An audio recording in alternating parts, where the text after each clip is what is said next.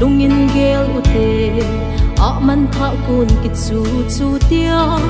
ule pa ten ana sei zi bang mit tha te ni chung nun ki chu bang thim thu I ha sei chana ki khen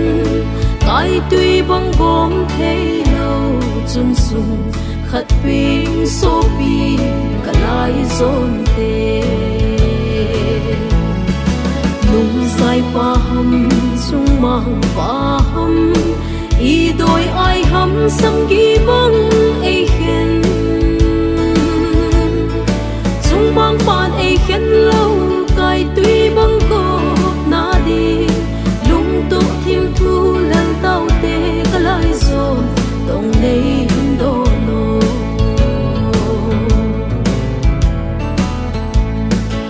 I ki hay nau khat ai hi lo si le tong so ki ba lo si a u cha mel ma banga sum bang ki nong thei ding I hi po nang lai zon song ke lai zon ma at sum ti ding I boy pin na phung gui ki sut le phung le sang ki sam kai gan I bo gui lung sai pa ham chung mang pa ham I doi ai ham sam gi bang ei khen chung mang pan ei khen lo kai tui bang ko na di lung to thim thu lal tau te kalai zon tong nei do no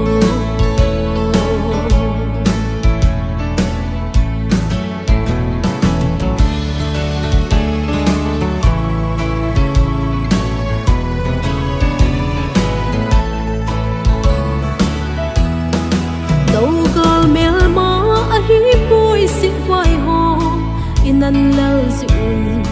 wang hulaya chun nun kala o in gam thip ngeng si aku nge at si sa ho sumil utin ki gop na din thim thu lal tau te ipung itsang si bang I ho ki khen kham I poi kalai song lung sai pa ham chung mang pa ham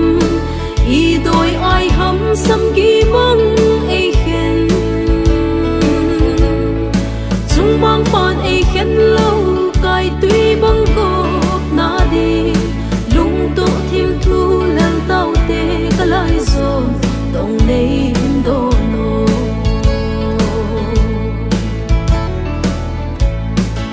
o ki pum khat na ko ni su loyo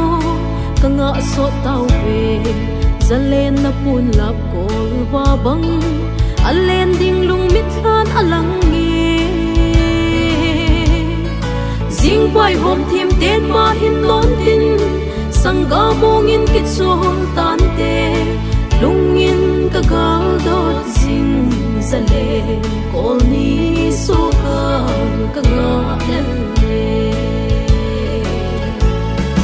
lung sai pa ham chung mang pa ham